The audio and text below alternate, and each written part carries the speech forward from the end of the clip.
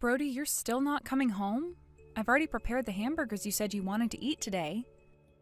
I don't need them anymore. I'm not coming back tonight. You're not coming home? Not even late at night or something? Yeah, that's right. Wait, why not? Work, of course. What else? But you've never said you couldn't come home before. There's been trouble. Things like this happen sometimes. I see. I just wish you had told me a bit sooner. I didn't have time for that. Well, even if I had said something earlier, you probably wouldn't have understood anyway. You wouldn't get how busy a man's work can be. You don't have to talk to me like that. Lately, you've been making fun of me so much. Why is that? Well, isn't it obvious? You're a dropout. I'm just stating the facts. Did I say something wrong? You never used to say things like this. After we got married, you just got colder and colder towards me. Honestly, it's just that I can't really have meaningful conversations with someone who's uneducated. Before we got married, I was fooled by your appearance. But now, I've come to realize that what really matters in a woman is her substance, not just how she looks. Do you really think I'm that stupid? Well, yeah. You didn't even finish high school, did you? That's pretty rare these days, you know. Even idiots can manage to go to high school, but you didn't. Maybe that's true, but my parents were in debt. They told me I had to work as soon as I could. That's just an excuse. If your parents didn't want you to go to school, you could have gone to child services or something. You could have run away and said, "My parents won't let me go to school." But I was still in middle school at the time. There weren't any adults around me that I could trust. And I didn't fully hate my parents. It's complicated. I mean, sure, maybe things could have been different if I'd been able to talk to someone, but... Yet in the end, you did escape from your parents and their debts, didn't you? Yeah, and after I started working and saw what the world was like, I figured things out. I moved out and got my own place, and I even took the high school equivalency test. Even if you passed the test, a dropout is still a dropout. Besides, you came from parents who couldn't even afford to send their kid to high school. That just means your stupidity runs in the family, doesn't it? You don't have to say it like that. But it's true, right? Am I saying anything that isn't true? It's not the same as my parents. What makes you so sure? But whatever, as long as you keep doing what you're supposed to do at home and don't cause me any trouble, I guess it's fine. I mean, that's all you're good for, housework. Oh, and I guess you earn a bit of pocket change with your part-time job, too. Are you saying I'm just a housekeeper? Hey, you should be grateful. Despite being a dropout, you still managed to get married and have a secure life. Isn't that a win? What am I to you, Brody? Huh. Right now, I guess you're just someone who does what I say. What? Were you hoping I'd say something like my beloved wife? Please, don't start having unrealistic expectations. Hey, is there even a point to us being married? Stop overthinking things. You don't need to get all deep about it. Just do your chores and follow what I say. I'm the one bringing in the money, so you should just be thankful and get on with it. I understand. I get how you feel now. Oh, and by the way, I'm going on a business trip this weekend, so pack my things. And don't forget anything, or I'll cut next month's household allowance as punishment. Got it. Good. That's what I like to hear. Just stay quiet and obedient, otherwise you won't survive.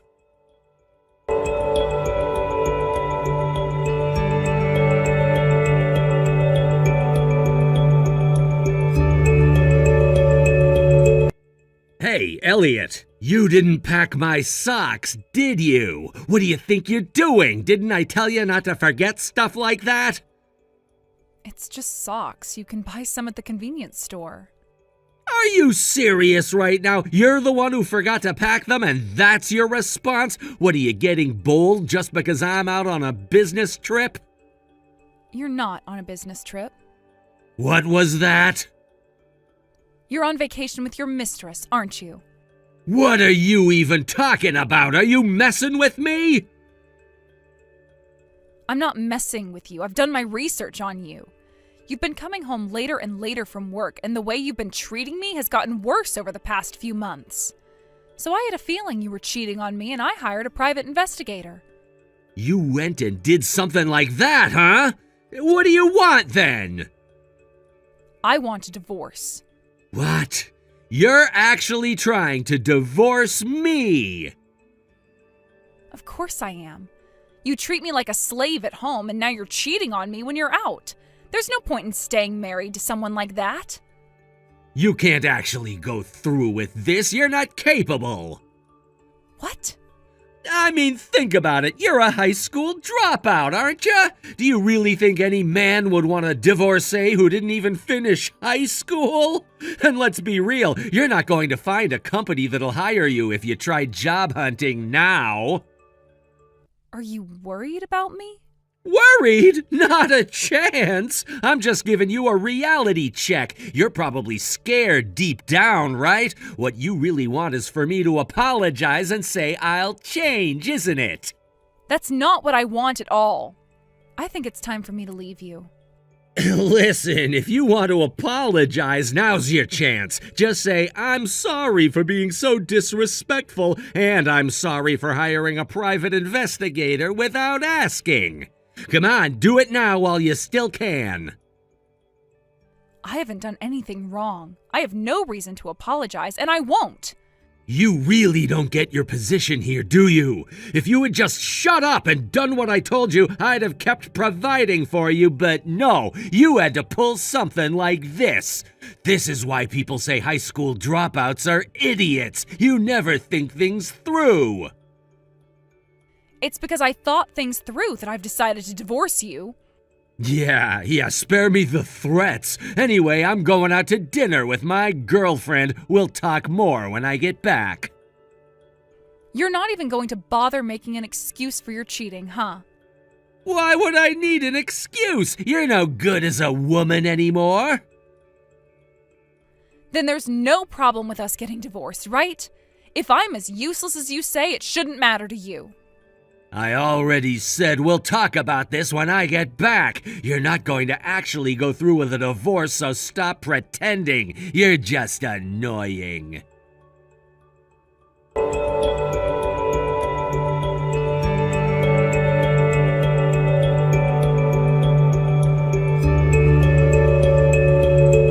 Hey, I'm back. Where are you? You don't have your part-time job today, do you? I've left the house. What? Are you serious? There's a divorce paper on the table. Once you sign it, put it in the envelope and drop it in the mailbox. It's already addressed to the law firm I'm working with. You're really serious about this? I wouldn't joke about divorce just to threaten you. What the hell? This is such a pain. Are you really trying to make me a divorced man? You're the one who cheated, so this is your fault. Why couldn't you just listen to me quietly? You wouldn't have had any problems living with me. All you gave me was barely enough to get by. You took away my part-time job, leaving me to do nothing but housework like a slave. I couldn't buy anything I wanted. You never really loved me, did you? What are you even talking about? Your mistress is married. You couldn't be with her, so you settled for marrying me, right? You just wanted someone to do the housework and obey everything you said. I have a recording of you saying exactly that. So what? You should think of me as your benefactor for marrying a high school dropout like you. Benefactor? You've treated me like a slave, not a wife. You'd better watch your mouth. You've been getting cocky with your attitude lately. Oh, low-education women are the worst. They start getting all arrogant when they're not worth it. You'll regret this, I guarantee it. I won't regret anything. I don't care anymore. Just sign the divorce papers. Fine. I'll file for divorce right away. And for going against me, no property division. You're going to be left with nothing and your life's going to be miserable from here on out. You're not going to divide the assets? Of course not, idiot. You're not even getting $10 from me. I see. Well, that's fine, but don't come crying later. What? You're the one who'll be crying. You can't survive without a man, and this is what happens when you try to act tough. I've been guaranteeing your life this whole time, and this is how you repay me? As long as you sign the divorce papers, I don't care. Goodbye, and don't ever come near me again. That goes double for me. I should have never picked up garbage like you, a high school dropout with nothing going for her.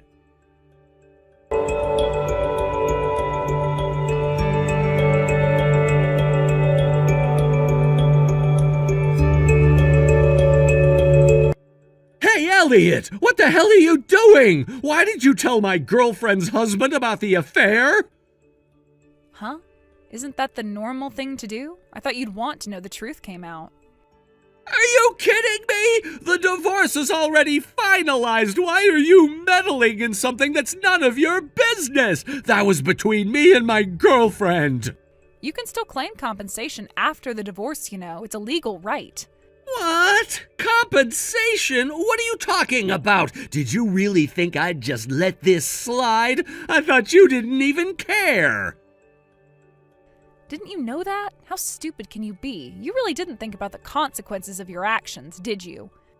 You never said anything about compensation, so I thought you didn't even know what that was. It's not like you've ever been very open about your thoughts.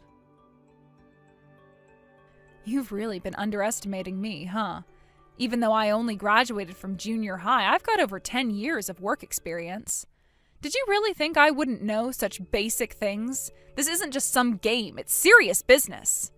Because of you, I'm now paying double the compensation. How am I supposed to manage that? I barely have enough for myself. It was a double affair, wasn't it? That means you have to pay compensation to two people, obviously. To me and to my husband. This isn't my fault, it's just common sense. If you don't get that, then I don't know what to tell you. I told you we weren't doing any property division. We agreed on that during the divorce proceedings. Compensation and property division are two different things. Don't mix them up. And the reason we didn't do property division is that you barely had any savings.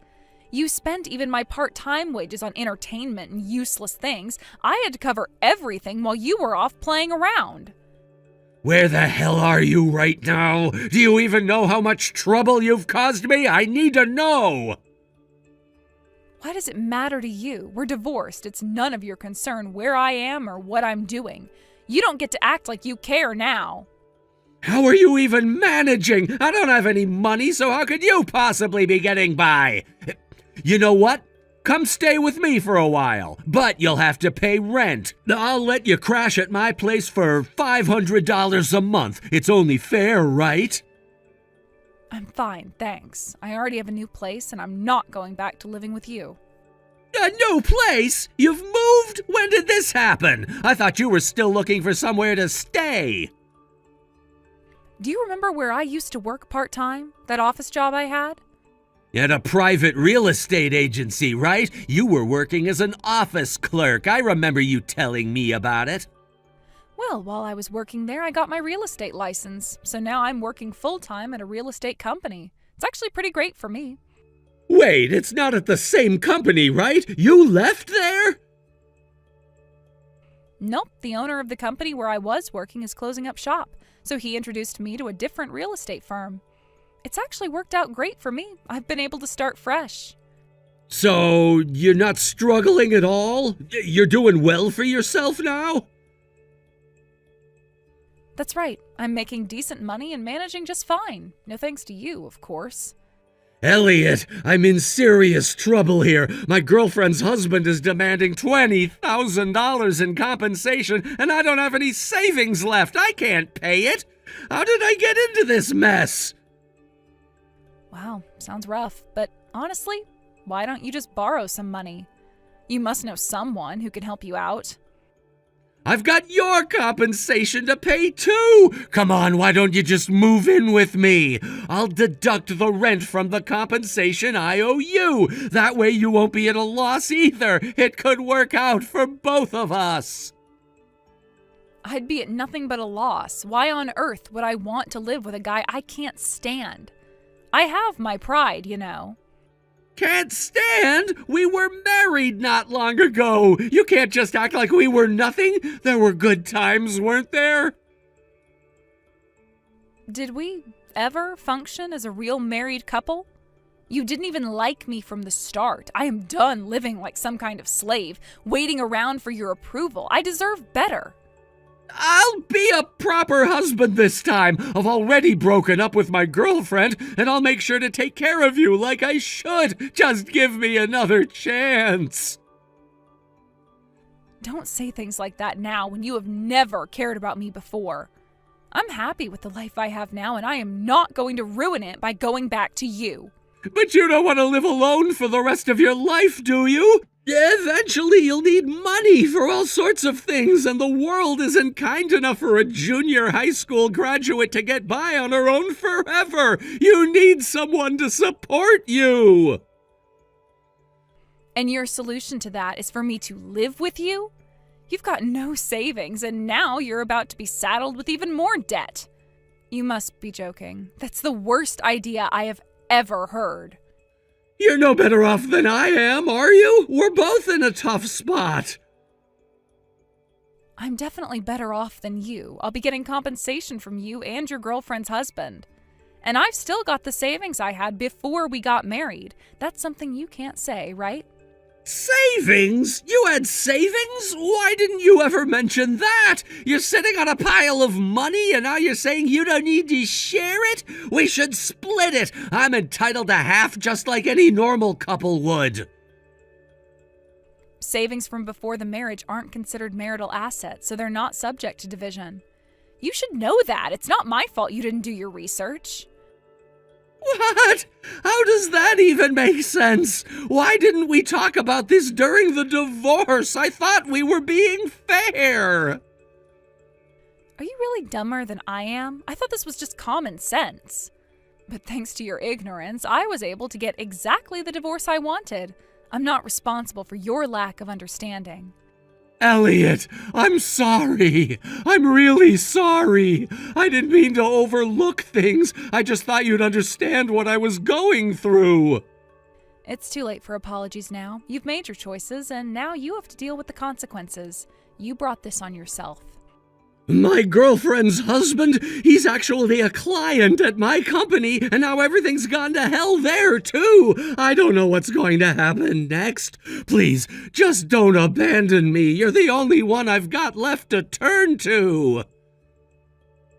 You abandoned me first, and how is it my responsibility to fix your mess? Are you expecting me to pay the compensation for you? That's not how this works. No, it's not like that. I don't know what to do. I thought you might help me because we were once close.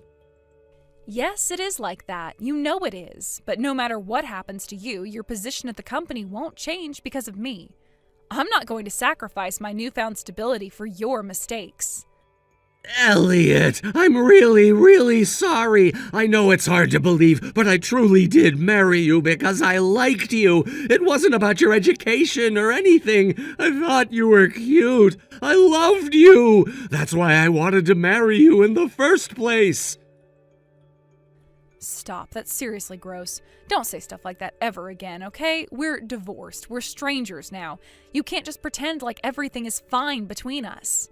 Please, don't say that. I took care of you, didn't I? I supported you after we got married. You should at least show a little gratitude for that. You are seriously out of touch. If I hadn't been working and bringing in money from my part-time jobs, you wouldn't have been able to pay off your credit card bills. I'm the one who kept this household going. I don't owe you any gratitude. You're the one who should be thanking me. If anything, I should regret marrying such a worthless man. That's the only thing I can agree with you on. You were right about one thing. I was an idiot for marrying you. I thought we could at least talk about our situation. You don't have to be so harsh. We can figure this out together. Together? You're still thinking about together? That's not happening. You made your bed, and now you have to lie in it. I am moving on with my life. But I miss you. I know we had our problems, but can't we try to make it work again? I don't want to lose you completely. You already lost me when you chose your girlfriend over me. You can't just turn back time and expect everything to be okay. Life doesn't work that way. I realize that now. I should have treated you better. I should have respected you more.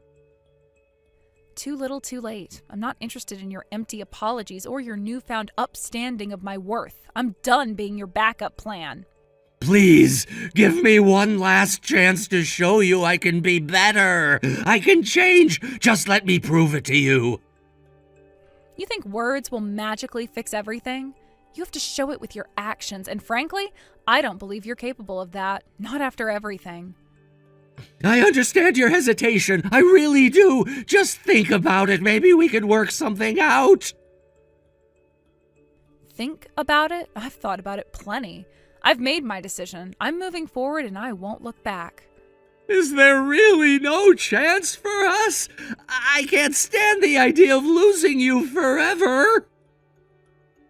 Sometimes you just have to accept what's gone. We can't go back to the way things were. You need to start focusing on your own life and not dragging me back into yours. I don't know how to do that. I thought we had a connection, something special. I thought you'd understand. You thought wrong. You made your choices and now you have to deal with the fallout. I am no longer a part of that equation. It's time for you to face reality.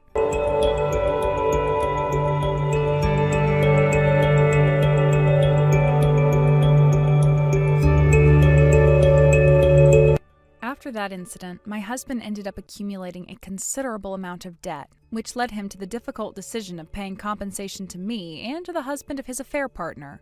This was not a straightforward situation, as it involved a lot of emotional turmoil for everyone involved, and the ramifications were far-reaching and complex. I remember vividly the day he called me, his voice trembling with desperation. He was sobbing on the other end of the line, begging for my forgiveness and trying to make me understand his point of view. However, despite his tears and heartfelt pleas, there was no way I could ever bring myself to forgive him. The betrayal cut too deep, and the trust we once had was shattered beyond repair. It wasn't just the affair itself, it was everything that came with it. The lies, the deceit, the complete disregard for our marriage. The pain I felt was immense, and forgiving him felt impossible. I spent countless nights tossing and turning in bed, replaying every memory in my mind. How could he do this to us, to our family? Did our years together mean nothing to him? These questions haunted me, and the answers were painful and elusive. Furthermore, the situation was complicated even more by the fact that my husband's affair partner was the wife of someone he worked with. This connection brought an additional layer of repercussions that neither of us had anticipated. His infidelity angered the upper management of his company tremendously. They viewed this as not only a personal failure on his part, but also a breach of professional conduct that could jeopardize their business relationships. As a result of this scandal, my husband faced serious consequences. He was demoted and transferred to a branch office in a remote area, far away from the bustling city we once called home. This demotion was not just a professional setback, it felt like a death sentence to his career. With this move, any prospects for advancement were effectively extinguished. I could only imagine how he felt being stripped of his status and responsibilities. For him, this was as good as receiving a pink slip, a clear message that his actions had significant ramifications, not just personally, but also professionally. The financial implications of this change were dire, adding another layer of stress to an already difficult situation. I couldn't help but feel a mixture of sympathy and resentment. On one hand, I was aware that losing a job or promotion could happen to anyone. On the other hand, I had to remind myself that he had brought this upon himself through his actions. The pain of betrayal was still fresh, and it was hard to reconcile my feelings of anger with the reality of his situation. Meanwhile, the family of my husband's affair partner also faced turmoil. I heard that they ended up getting divorced, and the wife returned to her parents' home, presumably seeking refuge from the chaos that had ensued. It made me wonder about the impact of these events on their children, if they had any, and how this would affect their lives moving forward. It was clear the ripple effects of one affair had caused significant damage to not just our two families, but to many others connected to us. I felt a sense of responsibility for my own family's well-being, but also an inexplicable burden for the other family involved. Although my husband and his affair partner might think they could continue their relationship, I was well aware of the damage caused was too great for such a relationship to flourish. I had collected enough evidence of their infidelity and handed it over to her husband, which I knew would further complicate matters for both of them. It's been said that karma has a way of catching up with people, and I was beginning to see that in action. As I sat back and reflected on these events, I felt a mix of emotions. I didn't wish them happiness together. I believed that their relationship was built on a foundation of deceit, and therefore, it could never truly thrive. There was a sense of satisfaction in knowing that they would face consequences for their actions. On a personal level, my life took a different turn. After my husband's demotion, he suffered a pay cut, which added to our financial strain. Previously, I had been working part-time, contributing to our household income, but due to circumstances beyond my control, that job came to an end. Now, with only his reduced income, managing our finances became an arduous task. Every month felt like a battle to make ends meet, as I meticulously planned our budget to cut unnecessary expenses. The reality of our financial situation hit me hard. I remember sitting down with a calculator and a notepad, listing out all our expenses and trying to figure out where to cut back. It was disheartening to see how quickly our savings had dwindled and how precarious our situation had become. I was forced to make sacrifices that I never thought I would have to consider. I had to learn how to navigate a new financial landscape, one that required constant vigilance and creativity. I recall the day I received a call from my husband's lawyer, who reached out on his behalf. He was essentially begging for money, trying to find a way to keep his head above water. I listened in silence, my heart hardened by the pain he had caused me. Despite the pleas for help, I chose to ignore his request. He had made his choices, and now he had to deal with the consequences. It felt empowering to say no, to stand firm on my resolve. My husband had always been a proud man, and this was evident in how he conducted himself. It was difficult to see him in such a vulnerable state, but at the same time, I felt no sympathy. He had brought this upon himself, and I couldn't help but think that he needed to face the reality of his situation without my assistance. I wanted him to experience the hardships he had created so he could learn from them. As I distanced myself from him emotionally, I found myself focusing on my own life. I had moved on in ways I hadn't expected, secured a full-time position with a real estate company, transitioning from my previous part-time role. My new job was both busy and rewarding, and I found fulfillment in the daily challenges it presented. Each day felt more vibrant and purposeful as I drove headfirst into my new responsibilities. I felt a renewed sense of independence and strength, which was liberating after the tumultuous events of the past. My financial situation began to improve gradually, and with that stability came a sense of hope and possibility. The satisfaction of earning my own money and being able to manage my own life brought me immense joy. I found solace in my work, and I poured my energy into my career, embracing the changes that came my way. As my life stabilized, I started considering additional ways to enhance my skills and qualifications. With my newfound financial security, I contemplated pursuing a new certification or taking courses that would open doors for my career. The world felt full of opportunities, and I was determined to seize them. I spent hours researching various programs and qualifications that could further my career, eager to invest in my future. The idea of learning something new excited me. I wanted to become the best version of myself, and I knew that education and personal growth were key components of that journey. Life is long, and I realized it was essential to keep my feet firmly planted on the ground while reaching for the stars. I wanted to create a life that was not only about surviving, but thriving. I envisioned a future where I could find my own happiness, independent of the pain and betrayal of my past. I began setting personal goals, both big and small.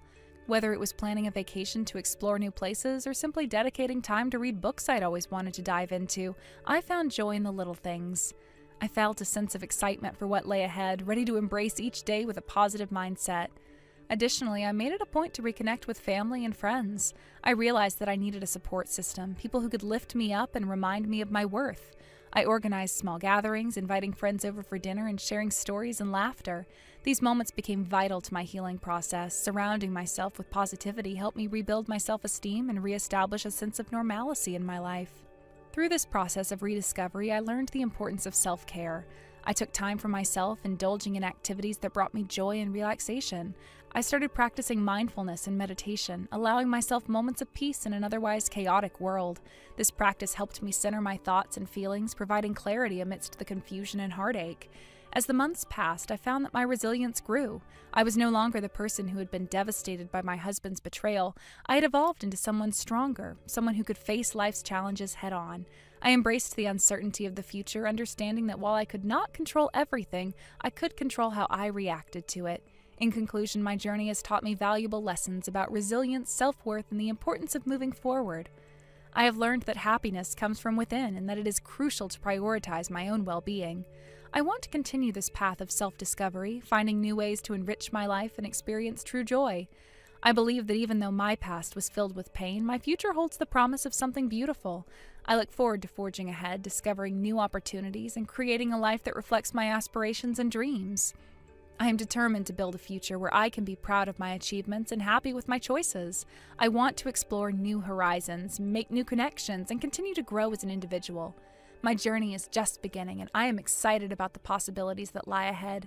As I navigate this new chapter of my life, I carry with me the lessons of the past, using them as a foundation for the bright future I envision. Every day is an opportunity to rewrite my story, and I am committed to making it a beautiful one, filled with love, laughter, and self-fulfillment. I will not let the shadows of my past define me. Instead, I will rise above them, embracing the light of my future with open arms. Thank you for watching and listening. We hope you enjoyed the video. Don't forget to like this video and subscribe. Also, feel free to leave a comment about what you thought of the story. We look forward to seeing you at the next story.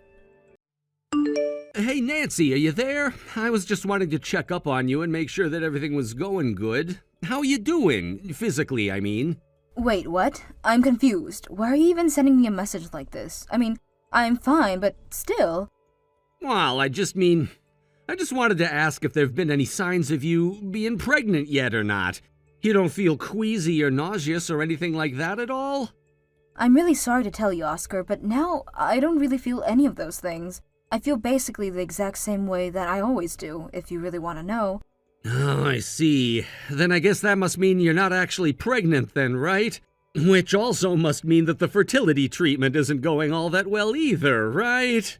Do you even remember how long it's been since we started taking you to that clinic to start this whole treatment in the first place? I think it's already been about a year since I first started seeing a doctor there. Well, you want to know how I know it's been a whole year? Because of all the money we've spent on that useless place. I knew that the whole thing reeked of being a scam. I really am sorry about this, Oscar. I don't really know what else to say to you at this point. Well, I'm not asking you to apologize or anything like that. I mean, sure, we have a problem, but it's not your fault. After all, you can't help being born into a defective body like yours, right? But, I mean, you just said it's my body causing the problem, so how is that not my fault? I just really don't think that there's any need to blame yourself when it comes to all of this. If you do that, then all you'll do will be to get sad, and then that'll bring down the whole mood back at home.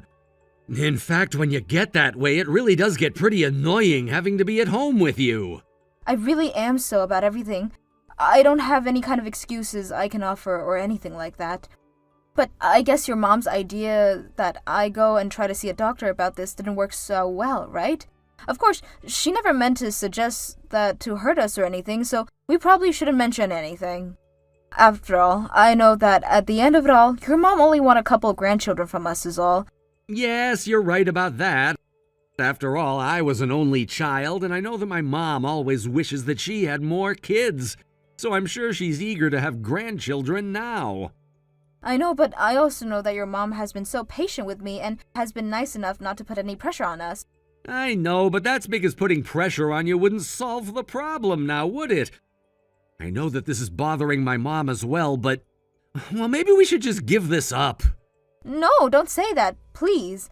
Let me just keep getting the treatment for just a little while longer. It's got to work.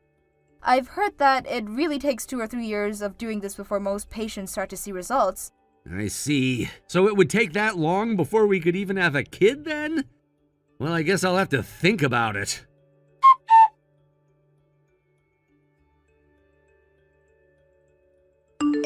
Nancy, are you there? I just wanted to let you know that I heard the big news and I am just so excited for the two of you. Oh, hey, Yolanda. I'm sorry, but I don't think I know what the big news is that you're talking about. Oh, come on. Are you really going to make me type it all out? I am talking about the fact that you're pregnant. And this means that I'm finally going to be a grandmother. I know that this journey really hasn't been easy on your body at all, so please just let me know if there's anything I can do for you. I promise that I'll be right there in a heartbeat to help you out. Wait a second. You heard that I was pregnant? Yolanda, I really don't know how to break it to you, but I'm not pregnant. Are you sure that you didn't hear this news about someone else instead? Wait, what? What are you talking about? Of course I don't have the wrong person. I was told by Oscar that you were pregnant. Why would he tell me that if it weren't true? Hold on just a moment. You're telling me that it was actually Oscar who gave you this news? But of course, he told me that I was the first person to be hearing about the big news and that he was so excited. Yolanda, you know that for the past year I've actually been receiving medical treatment for my infertility, right? But I think you should know that despite already a year having passed, I'm still not pregnant. Are you sure that Oscar wasn't talking about the wives of one of his friends or something like that? Well, if he was talking about someone else's kid, he was certainly making it sound like this was his own kid and he was talking about. He told me that I wouldn't need to worry about becoming a grandmother anymore and that it was just a matter of time before I met my grandchild. But now you're telling me that none of that was actually true at all. I just have no idea why in the world Oscar would tell you something like that. It doesn't make any sense. It doesn't make any sense at all if you're telling me that you're really not pregnant at all. But maybe I was just misunderstanding what Oscar was trying to tell me. Well, maybe I should try talking to him a little bit about this and see what the deal is. Nancy, I'm very terribly sorry to ask, but are you alright? What do you mean, am I alright? Why wouldn't I be alright? I really don't want to cause any kind of drama between the two of you, and I really am sure that I just misunderstood what I was being told. But anyways, just please know that you can always reach out to me for anything, okay, dear? Yeah, of course. I'm really sorry that you got so excited over this. Oh, that really is okay. It's just like nothing has changed since before I got the call from my son. I'm sorry for me jumping into conclusion about all of this.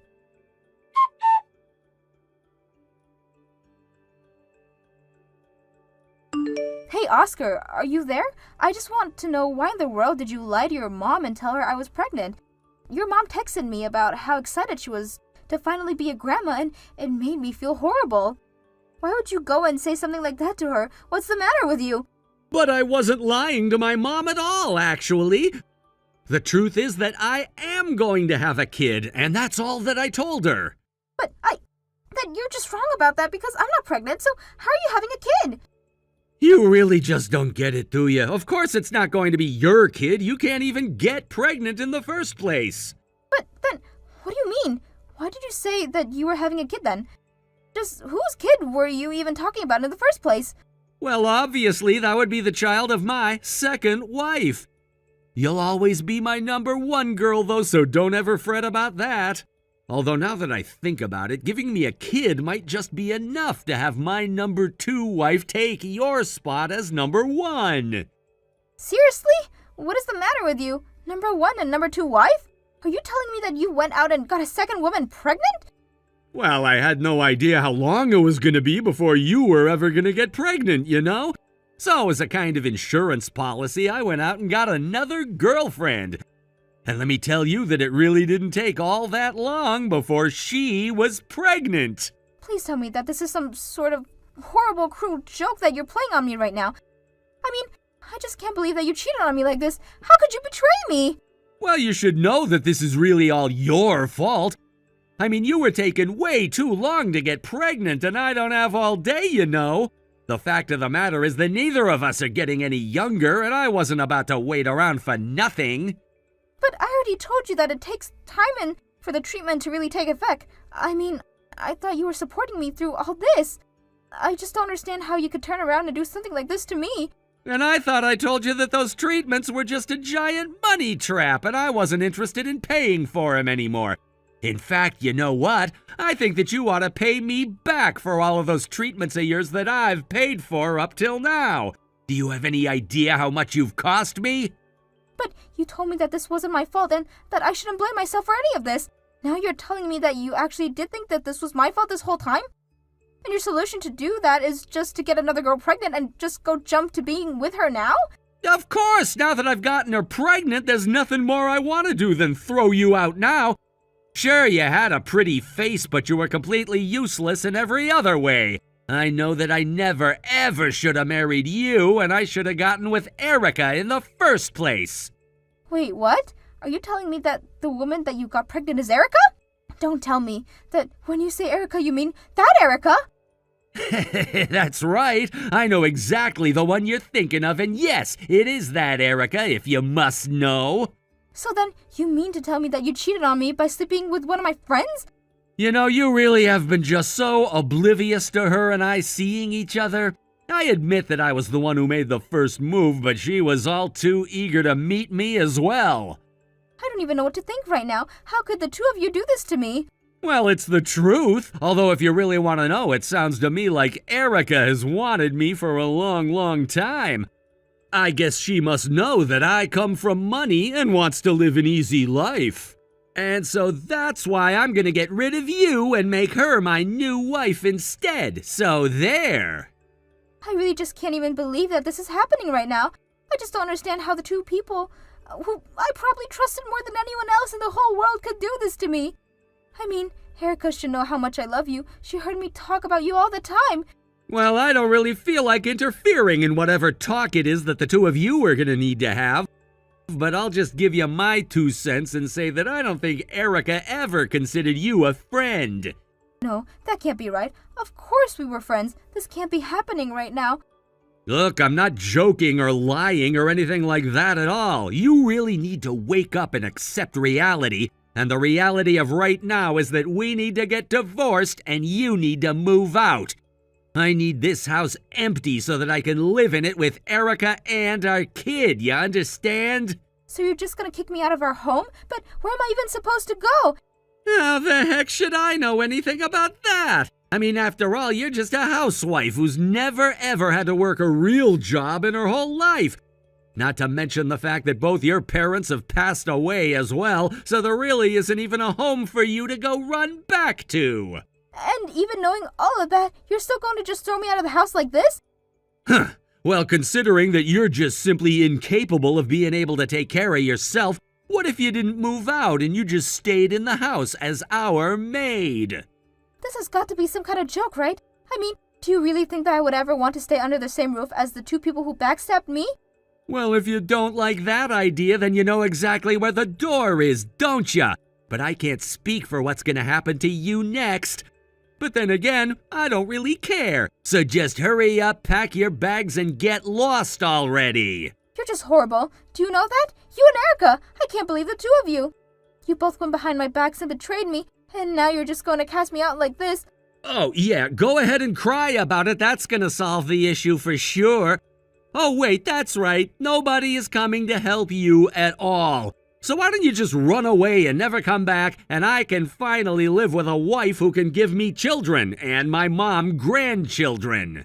I'm never ever going to forgive you all for this. You're going to pay for this.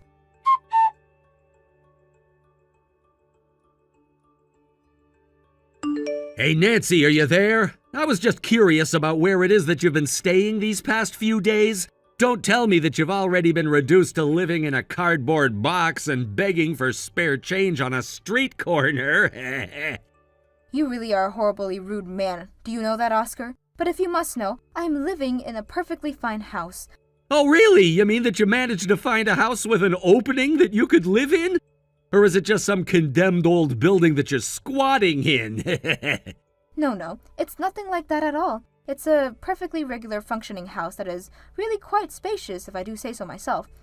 Well, are you there in the house with anyone, or are you just living alone?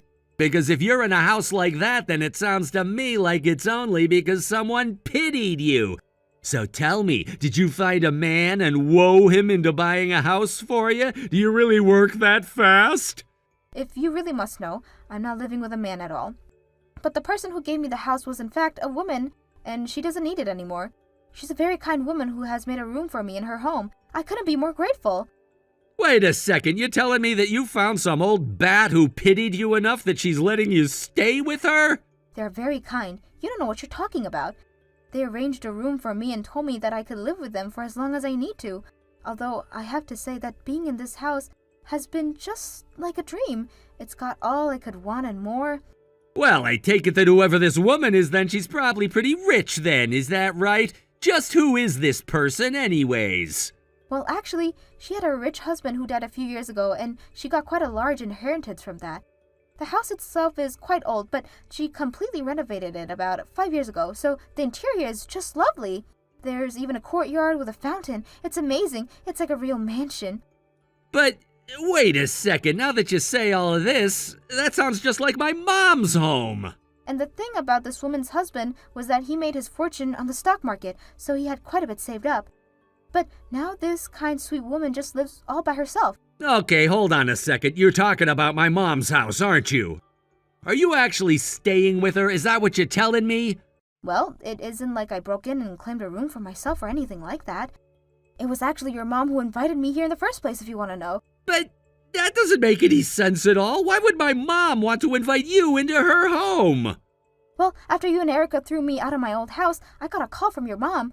My mom called you after I threw you out of the house so that I could live with Erica and not you? But what did she want to talk about? Well, she was a bit worried about me, so she wanted to reach out and check in on me. And when she found out that I didn't have any place to go and lived at, she offered to fly me out to her place. Hold on a second. You mean to tell me that my mom offered to fly you all the way out to her house from here? Are you kidding me? I know that it was a long ways away from all that I used to, but I didn't have many other options. After all, I had lost the people closest to me in my life, and I didn't see any reason to keep my life here. But why would my mom be doing all of this for you? I just don't get it at all. I would be more than happy to explain what's going on for you then, son. You see, I'm letting Nancy stay here at my house as long as she needs to get back on her feet. This is really the least that I can do for the poor girl, after all that you've put her through. Wait a second. Is that you, Mom? That's right, it's me, your mother, and I have to say that I am just so let down in you. How could you treat a woman as sweet and kind as Nancy like this? I mean, as if cheating on her wasn't bad enough, you have to cast her out of the house like that? But well, she wasn't able to have any kids. She was totally useless to me, to us. I poured so much money into her fertility treatments and it got us nowhere. You wanted grandchildren, didn't ya? Of course I want grandchildren, but I didn't want you to treat your wife like this. And I didn't want you to cheat on her with her best friend either. Well, I figured that if Nancy couldn't do what wives are supposed to, then it was up to me to find a woman that could do all that. I thought that you'd be happy about all of this, Mom. I have no idea what part of this you thought that I would be happy about. But I want nothing to do with you or the little harrot you're with. I don't get it. What's wrong with Erica? She's a fine girl. You don't even know her well enough to be saying things like that. I don't care what you have to say for either of yourselves. The moment that I learned what you two had done to Nancy, I decided to make a very important decision. From now on, you are no son of mine, and the only real child I have now is Nancy. What are you talking about, Mom? Are you really telling me that you're going to choose Nancy over your own son? I told you already that I don't have a so. Besides, I can really empathize with Nancy after all. I wasn't able to have children either. Wait, really? This is the first that I'm hearing about all of this. Well, it's true, and until I actually got pregnant, I was told all kinds of horrible things. That's why I never ever wanted to put any kind of pressure on Nancy to make her feel bad of not having children. I didn't want her to go through what I did. But don't you get that there's no point in being so nice to her anymore? I mean, Nancy and I are divorced now. She's not even my wife. You know, I just never in a million years thought that you would be the kind of guy to abandon his wife so quickly like this. But well, what are you suggesting then? That I should have just waited with Nancy, not knowing if she was ever actually going to be able to have kids or not? You're supposed to stay with Nancy because she's your wife, and you've ought to have married her for life. There was never any need for you to go running around like this behind her back. I still just don't understand how you could do something so underhanded and dirty. I really don't have anything else to say to you about this. Please, Mom, I just know that once you actually meet your grandchild that you'll change your mind about all of this. I'll bring Erica over once she's had a moment to rest after giving birth. Look, Oscar, Your mom already said that she didn't want anything to do with you or Erica, so why do you think she would want to come over? Why can't you just leave us alone already? Nancy, please, you have to explain yourself. I don't get why my mom is doing this. She just explained to you herself. She said that she felt bad for the way that you were treating me. She swooped in to protect me, and for that I am very, very grateful to her. But how did you even get her to care this much about you? It doesn't make any sense at all. I didn't do anything to get your mom to care for me, thank you very much. But your mom is just a very kind person with a very big heart, and that's why she let me into her home. I suppose if you're looking for someone to blame, though, you can start with yourself since she felt so bad for what you put me through. Oh, just shut up and get out of my mom's house already. You don't belong there. As tempting as that is, I don't think that's what your mom wants. So anyways, if we've got nothing more to talk about, then I think I'll end the conversation here. Have a nice life!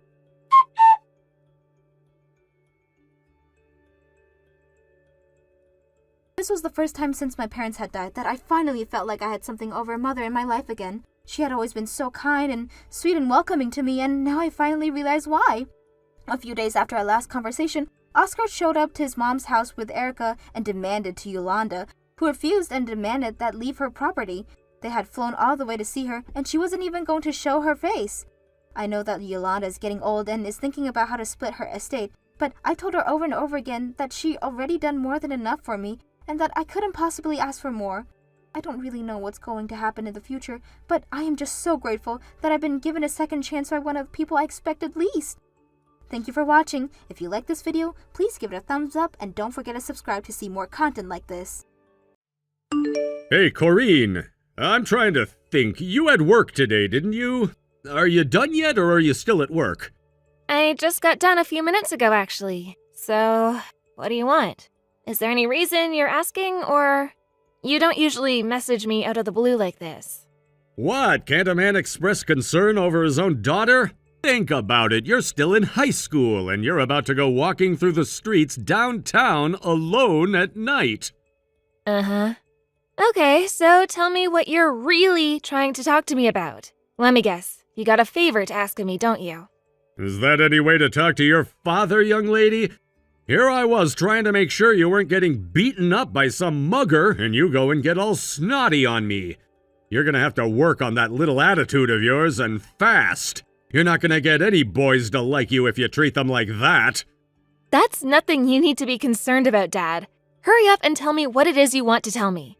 I'm not making any promises that I'll actually do what you want, though. Geez, you can be such a grumpy thing sometimes. Is it that time of the month? Anyway... So you walk by a convenience store on your way home, don't you? Yeah, and? I was wondering if you wouldn't mind picking up a few beers for me. I had a bunch here in the refrigerator, but I drank them all already. Oh, for the love of... You're drinking again, Dad? Both Mom and I have told you again and again that you need to stop. What do you expect me to do, just suffer through a whole evening sober? I work my ass off all day at the office. I'm exhausted. I need to relax. You and your mom need to get off my back about this already. We wouldn't have to be on your back if you would get it under control like we ask you. And Dad, I don't think I need to remind you about this, but I'm a minor. I can't buy you beer. It's kind of illegal. Oh, come on. You can figure something out, can't you? Like, I don't know, go to a couple different places and hope they don't card you?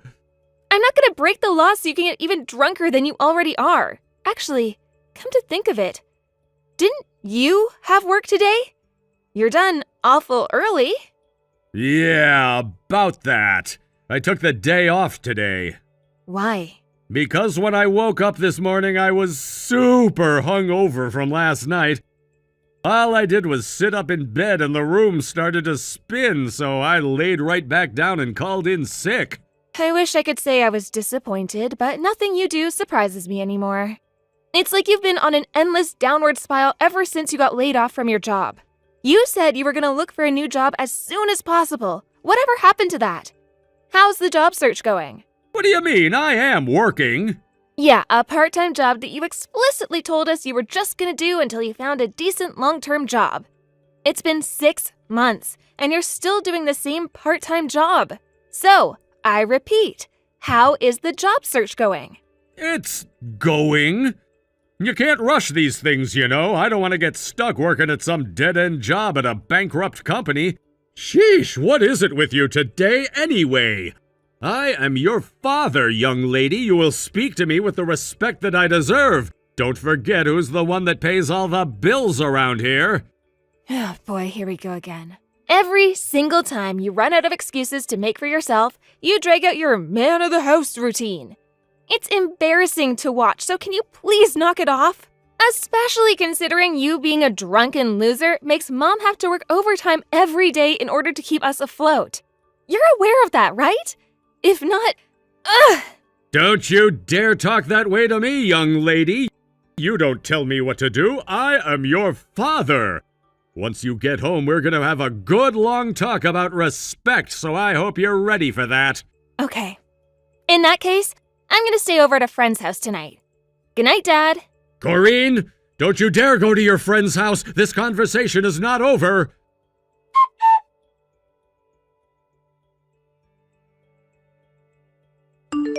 Dad? Where are you? What are you doing right now? Where I am and what I'm doing are none of your business. What do you want? You know what I want.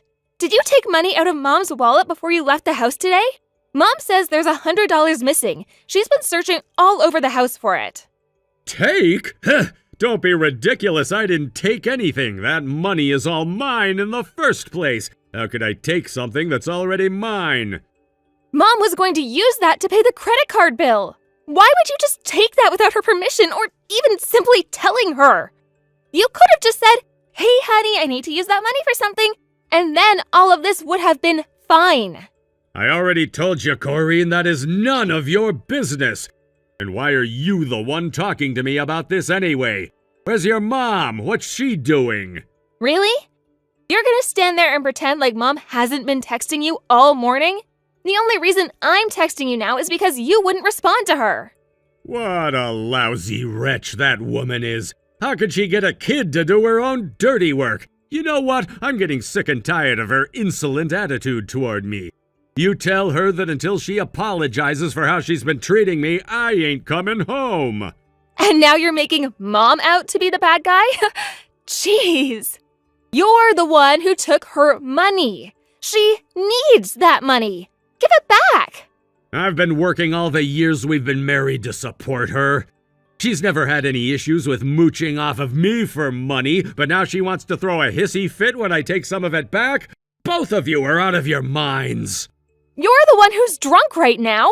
Also, don't act like this is the first time you've ever done this either. Usually it's just $20 or so, but this time, Mom just couldn't overlook it.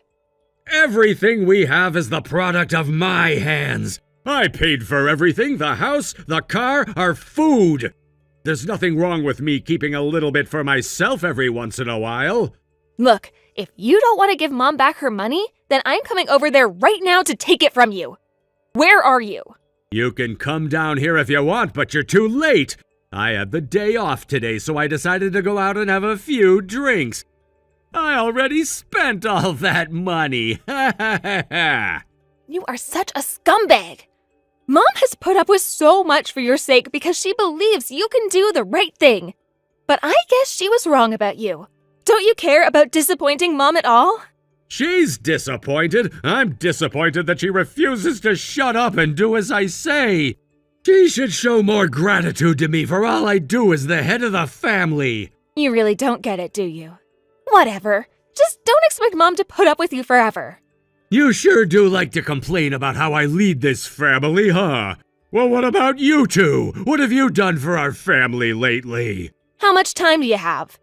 Mom has part-time jobs in the afternoon and evening, and I give Mom some of my paycheck to help with expenses too. You've got no right to question our dedication to the family. You've completely abandoned looking for work. I'm not talking about money. I'm talking about the house. You two have been so busy with work or whatever that you've completely stopped working around the house.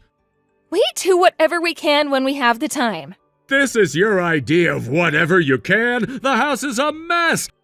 I mean, we have 2 freaking women in this house and you still can't keep it clean? You can complain to me after doing my laundry. I don't believe you. You don't work at all, outside or inside the house. And you want to tell us to do everything for you? When was the last time you washed even a single plate? Oh boy, here we go again, blaming me for your failures. I didn't raise you to be such a lazy girl. That's it. I'm done with you. Talking to you is so pointless. You're such an idiot. Did you just call your own father an idiot? Oh, silly me. I'm so sorry, Dad. Won't you please forgive me? Yeah, you call that an apology? You apologize just as well as you take care of the house. You and your mother have been going out together pretty often lately, haven't you? If you have time to go clothes shopping or whatever, you have time to clean the house.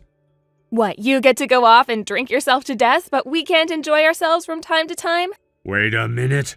What do you mean, enjoy yourselves? I mean, just that. Have fun. You have fun at the bar, we have fun doing other stuff. So, I don't think you have any right to complain about us doing whatever we please. Sure I do. I'm a man, you're not. A woman's place is in the home, a man's place is wherever he damn well feels like. Right. How could I forget we're still living in the 1500s? I'll leave you alone to enjoy whatever dive bar you're in right now.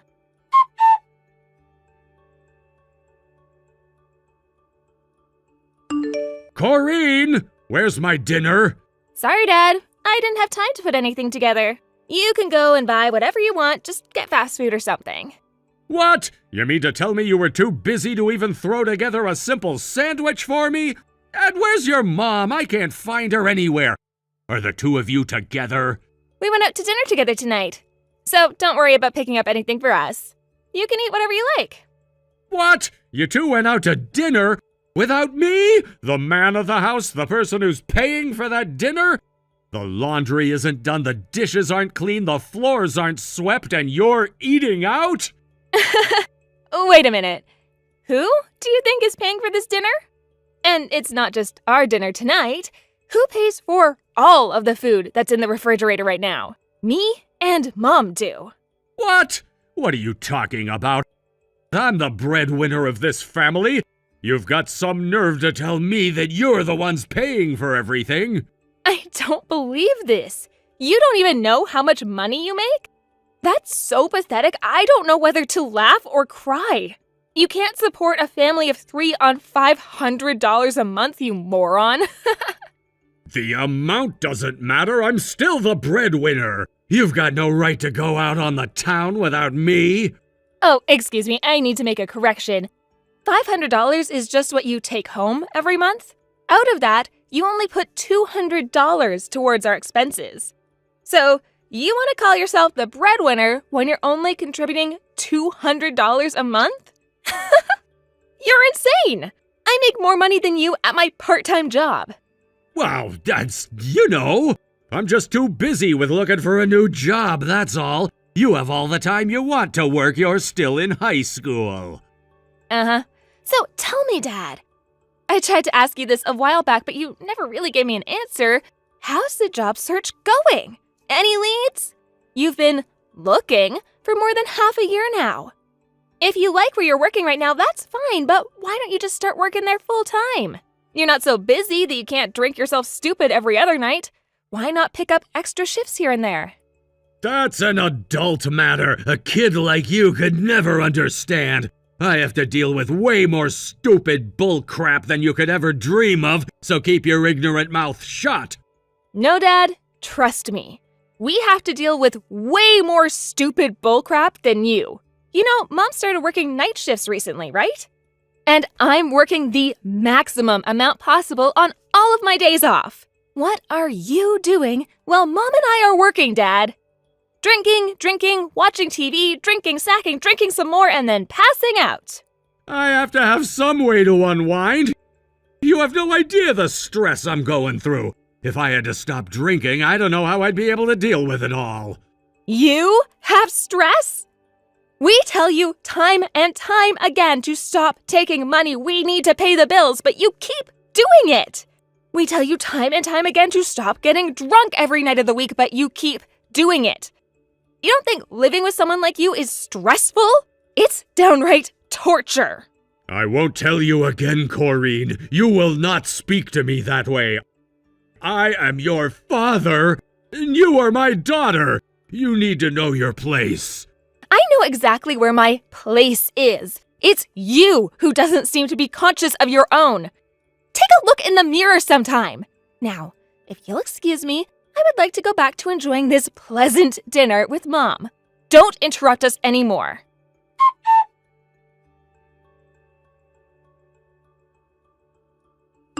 Are you awake yet, Dad? Or are you still passed out from last night? What do you want? Are you ready to apologize to me for the way you were speaking to me last night? No. Are you regretting all the booze you drank last night to soothe the shame of getting shown up by your own daughter? You were passed out on the couch when we got home, so we left you there. Then, when we got up this morning, lo and behold, you hadn't moved an inch. Shut up. I didn't pass out. I could hold my liquor. I could have kept going for hours if I wanted to. Now stop giving me crap about drinking. Well, Dad, if that's what you want, so be it. I will never complain to you about your drinking ever again. It's about time, good grief. Hey, hold on a second. Where are you? You're not in your room. Or the living room. And, hey, your mom isn't here either? Are you two off somewhere screwing around again or something? We were intending to talk to you about this last night when we got home, but since you hadn't even woken up or even changed sleeping positions by this morning, we figured there was no point in waiting around for you. Now that I have your attention, would you like to have a bit of a conversation right now? Conversation about what? I feel like someone's shoving a red-hot Phillips screwdriver drenched in bleach into my brain right now, so make it quick. As you wish.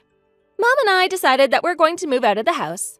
She left a stack of divorce papers on the table, so read through them and sign them at your earliest convenience. Huh? What are you saying? Is this some kind of a joke? No, Dad, we are 100% serious. Look for yourselves. All of our stuff is gone, isn't it? There are some large items that we left behind. We'll come back for those later. We'd appreciate it if you could help us move them into the car when we do. I don't believe this. What's your problem? What's your mom's problem? Wasn't that made clear by the stack of divorce papers? Our problem is you, Dad, and we're solving it right now. We are sick and tired of having to deal with your nonsense. So, for the past several weeks, Mom's been looking all over for an apartment that we can afford. Mom told me from the beginning that as soon as she found a good place, the two of us were going to leave and never look back. Is that what the two of you have been doing lately? Looking for an apartment? Yep. Mom managed to find the place we're moving to today just a few days ago, and she fell in love with it right away. The gas company just came to turn the gas on, so we're waiting for the guy they sent to get that taken care of. What do you think you're doing leaving me like this? I never gave you my permission to move into a new place. Dad? Hello? Are you still half asleep or what? Mom's divorcing you. So she doesn't need your permission to do anything anymore. And neither do I. I'm gonna stay with Mom from now on. You two are out of your minds. Don't you realize what you're doing? You think two women like you are gonna be able to make ends meet by yourselves? Not to mention you're still in high school. How are you gonna get by? I mean, I don't see how it's gonna be that much different from the way we're getting by right now. You don't work. Me and Mom are the ones making all the money. And you always drink away any money we manage to save by the end of the month. I am sick and tired of living like this. Honestly, with you out of the house, we'll probably be in a much better financial position. But this is all happening way too suddenly. I'm still looking for a job. I'm trying really hard over here.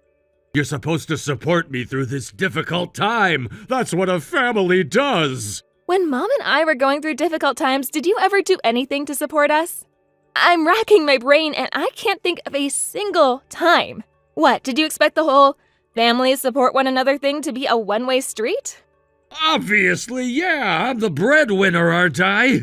Dad, do you even know what the word breadwinner means? You're only making around $500 a month right now. And you spend most of that money on booze. You're not the family breadwinner. You're the bread loser. Seriously? We'll be better off without you. That's it. I'm done talking to an ignorant little child like you.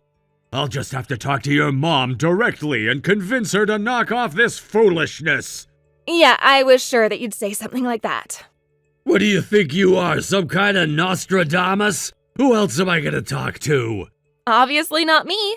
You learned your lesson that you can't beat me the other night when we went out to dinner without you.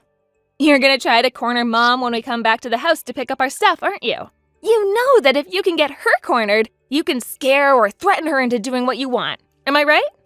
I'm her husband. Of course I could get her to do what I want. Just like I said, I can see right through you, Dad. I already asked Uncle Jake to come by and pick up our stuff for us. You can give the signed divorce papers to him when he comes by. Oh, do you remember Mom's brother, Uncle Jake, right? He's a former MMA champion, so I would suggest you don't try any funny business with him. Corrine, how can you be doing all of this to your own father? It's pretty simple, actually. I don't see you as my father anymore. You wasted all the money that Mom and I worked so hard to earn. You dragged on your job search for over 6 months. You never worked, but instead spent all your time drinking and cursing us out. If you don't want a couple feminine upstarts like us around, fine. You can make do by yourself from now on. By myself? No. You're really gonna leave me? You can't do that. You know I'm not making any money right now. What am I gonna do without you guys to support me? I'm sorry, Dad. I thought you said you were the family breadwinner. Whatever happened to that? If you're as capable a breadwinner as you think you are, I'm sure you'll have no trouble without us. With us out of the way, you'll have so much more money to spend on booze.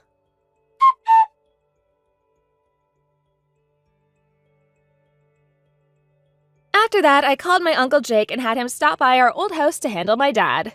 Needless to say, Dad didn't put up much of a fight when Uncle Jake told him to sign the divorce papers. He carried out the few boxes of stuff we had there and brought them over to our new apartment for us. I've been making records of all the abusive things my dad has done to us over the past 6 months, including audio and video recordings. I presented them all personally during the meeting between Mom and Dad with their lawyers. Honestly, seeing the look on his face when I pushed play on the audio recordings was one of the most satisfying things I've ever experienced. We caught wind that my dad had been hanging out outside of our apartment lately, so I put on another call to Uncle Jake. I don't think we'll have to worry about Dad anymore. Mom told Uncle Jake she feels bad that he has to act as a sort of personal bodyguard to protect us from her ex-husband, but Uncle Jake told her that putting bullies like my dad in their place was the reason he got into MMA in the first place. Since we don't have to worry about Dad anymore, our next goal is to forget about him completely.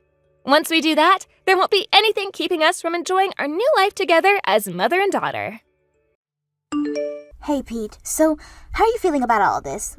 Were you able to persuade your mother? Was the plan a success or not? Oh, Abby, I'm really sorry. As I expected, I knew this was going to be impossible. I really didn't want to hear that she was going to come. It's a little rude to crash someone's honeymoon like this. Yeah, I thought so as much. There's no way that she'll go home if she's on her way to the travel destination. Yeah, when I got off the airplane, I was shocked to see her there, too. She wasn't planning on telling me anything, so I didn't think it was necessary to kick up a fuss. Wow, your mom sure knows how to plan ahead and move without us knowing. It's incredible. I wish she refrained from interfering with our life just this one time. Now that she's come this far to, I guess, keep an eye out on us, there's not much we can do, right? We can force her to get back on a plane. Yeah, I wasn't sure if doing that would be the best thing. But we can make this work, can't we? I'm sure that this'll be a great honeymoon away from everyone. But don't you think her being her is too much? Don't you think it's better if she goes home now? I'd be more happy with that happening, okay? But as I said to you before, Abby, I don't think that would be possible since she just got here, and it would be a waste of time, money, and effort on her part. But she's interfering with our honeymoon, Pete, right? Are you just telling me to give up on trying to get us alone? You seriously want your mom hanging out with us? I suppose you should. What are we going to do about the room arrangements? We haven't made a reservation for her, have we? The room that we've got for us is only supposed to be for 2 people, so there's no way she could sleep in the same room as us. When I was checking in, I decided to check to see if there was any other rooms available. There's only one room that she can get into right away. You're seriously the best and know when to think ahead. Thank you so much for that, Abby. I tried to convince my mom to not come. I'm sorry that you had to take care of the check-in process for her and everything else. I mean, there's not much more we can do about this situation, but it seems to me that there's no point in her besides being here. I don't know why she insists on coming with us. Her role is not to keep an eye on us 24/7. This is our honeymoon. Don't you think it's an invasion of privacy? I guess I'll just do my part as the daughter-in-law. Well, it would very much help me if you could do that, Abby. I guess we'll head over there straight away. Yeah, okay. I'll be waiting here for you both. Oh, actually, there's something that I've been wondering about. Can I ask you a question? Oh, okay. Is there something else that's bothering you apart from my mother being here on our honeymoon? I will say that the thing that shocked me the most about today, but no, that's not quite what I want to ask. I just want to ask if your mother drinks a bit of alcohol? Yeah, I suppose she does a little bit. She had a wine or something like that on the plane ride over, and while she was waiting for me at the airport, she had a drink in her hand as well as her luggage. Okay. That's what I thought. When I saw her last, her face was red and blotchy. It's been on my mind for a while about how much she loves drinking. Yeah, I expect that she'll be drinking a lot today with me, since this is more or less a holiday for her. I'm sorry in advance about that. I know you put up with a lot. That's fine, but don't go too overboard with it, okay? When you drink, just do it in moderation and drink water as well, alright? You've got a bad drinking habit. Yeah, you've told me that much. I know that I do. As a result, I've reduced the amount I drink considerably, so there's really not that much to worry about, Abby. I understand that, Pete. I'm just hammering it into your head so that you remember. I'm just afraid that you'll let alcohol take over, you know? Yeah, I get that, but it'll be fine, Abby. I won't do anything to spoil our honeymoon. But I can't say anything when it comes to my mom, though. Okay, I just flagged down a taxi, so we're heading your way. Okay, cool. I guess I'll see you both very soon. I'll be waiting here in the lobby when you get here.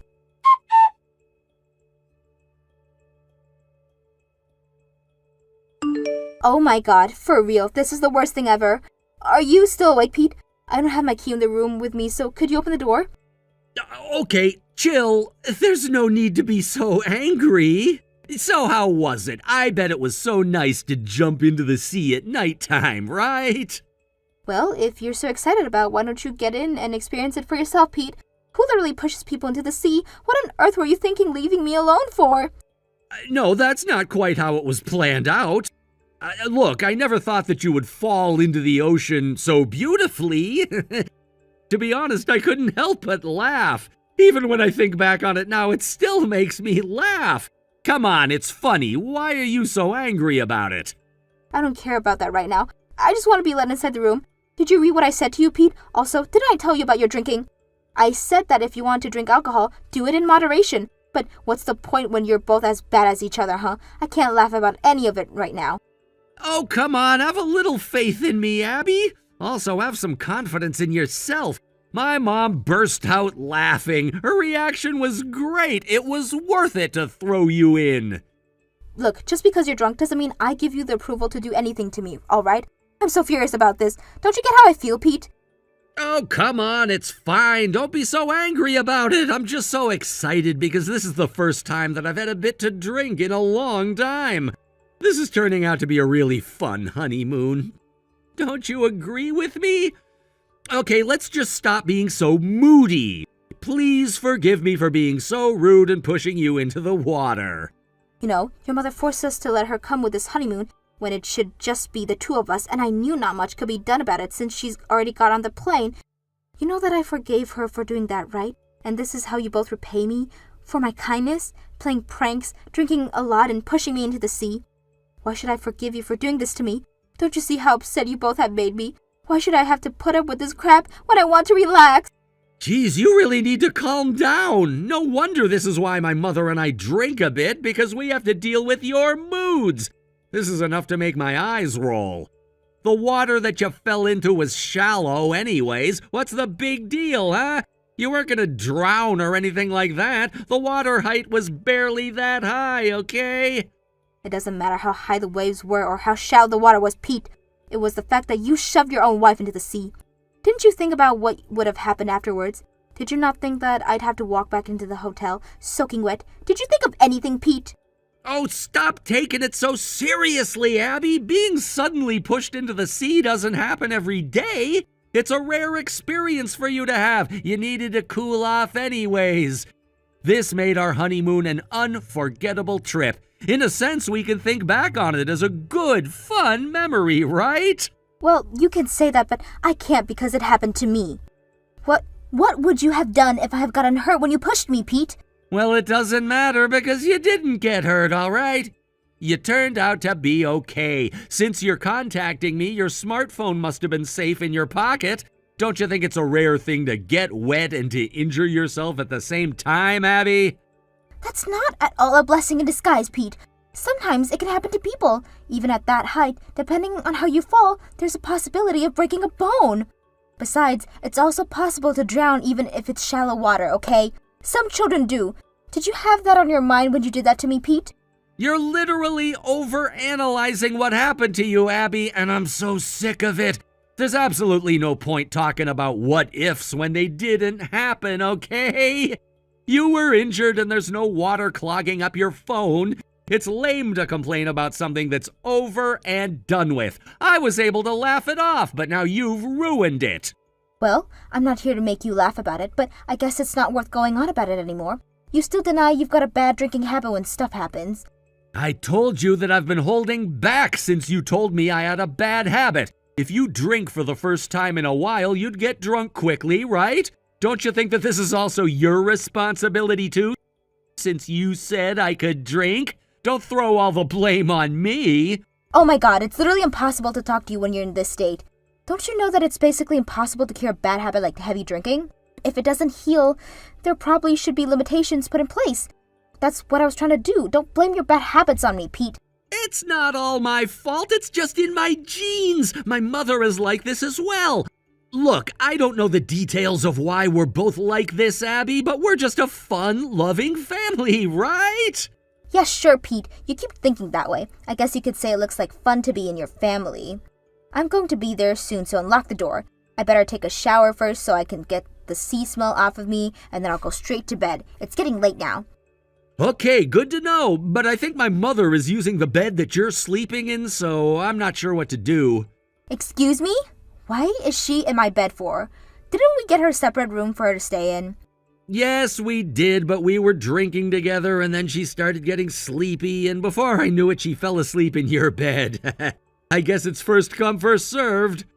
Oh, you gotta be kidding me right now. Fine. I'll just sleep in your mother's room. I don't even want to see your face right now since you've made me so angry. This works out fine. Yeah, okay, you do whatever you want, Abby. Just contact me again when you get back so I can give you the key to her room. That is, if I'm not asleep by then.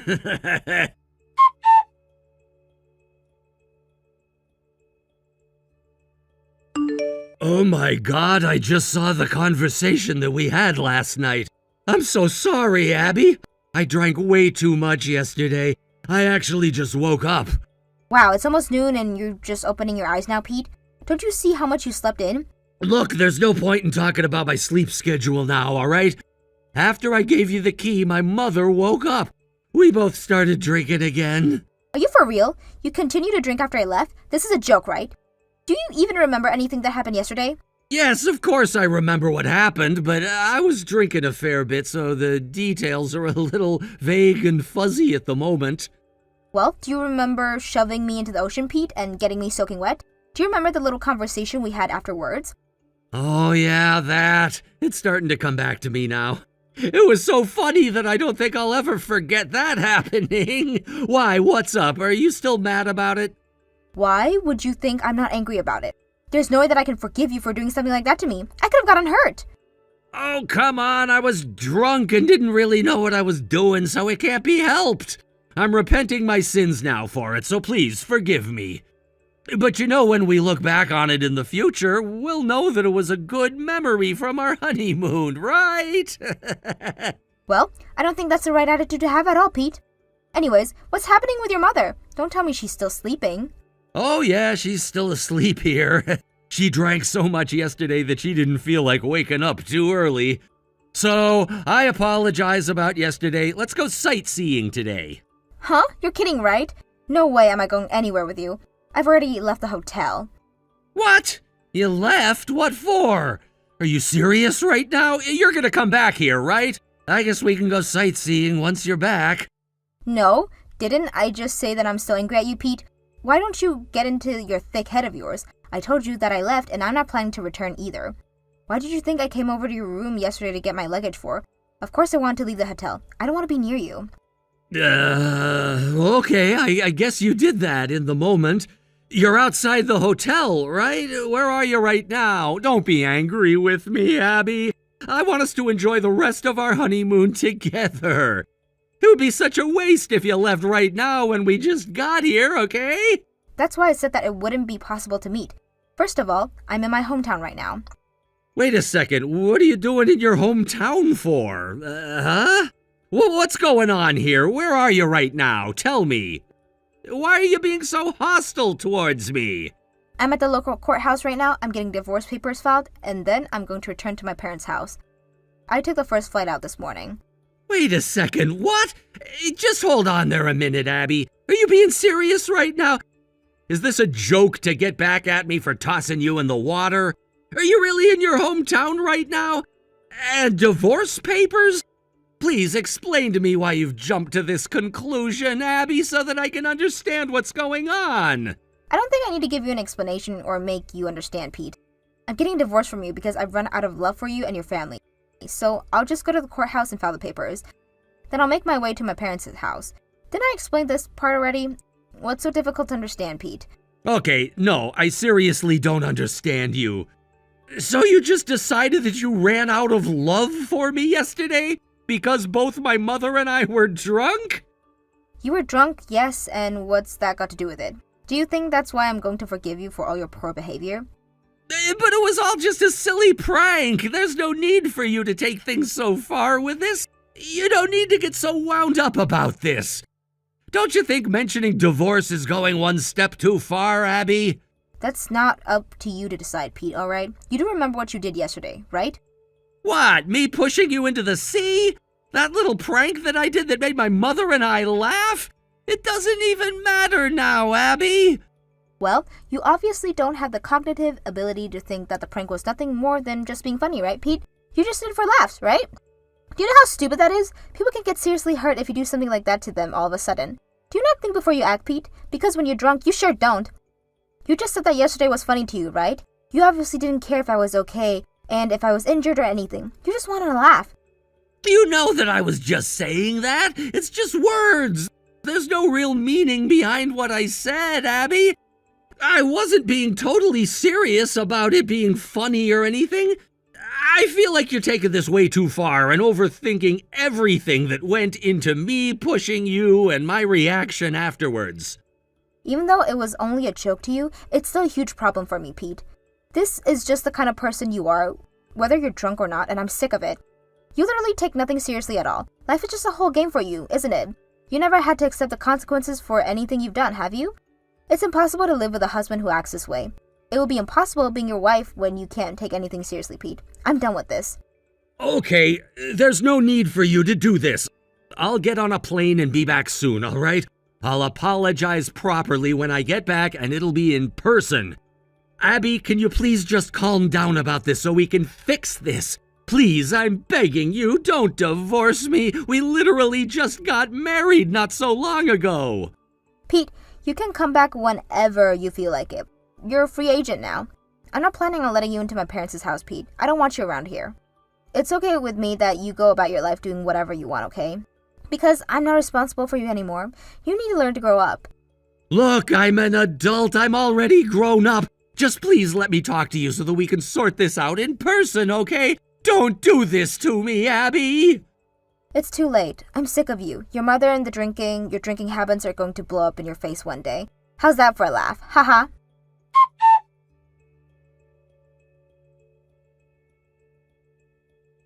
After that conversation ended, word of Pete and his mother's behavior spread around the acquaintances at surprisingly speed. The word of what he did spread to his local friends, and one of Pete's coworkers said it became a hot topic at work. As expected, Pete was fired due to the rumors as they were unconfirmed, but he did lose his special position in his company. So after that, he just quit. His acquaintances believed what was said about Pete, and so they slowly started to abandon him one by one. He lost all his energy to try and win Abby back, but in the end, he grew tired of her saying no. He obediently agreed to a divorce from her. Like Pete, his mother seems to have lost contact with her friends due to the rumors going around their behavior on their honeymoon. As a result, the two of them lost all contact with other people in their lives due to their extreme drinking habits. No one wanted to be influenced by how they drank every day. They found their behavior appalling and told them to get some medical help. It seems like after being told that, they might need to put their lips into a glass of alcohol never again. As for Abby, she divorced Pete because of his poor behavior and started living with her parents again in the house. She found it better off to leave the marriage earlier rather than later so that she could work and live happily. Perhaps because of the incident on their honeymoon, people around her, including her father, are cutting down on their alcohol intake. She's very grateful to have this help from her parents during this time in her life. She's looking forward to the future, without Pete of course. Thank you for watching. If you like this video, please give it a thumbs up and don't forget to subscribe to see more content like this. Thank you for watching. Don't forget to hit the like button and subscribe to the channel.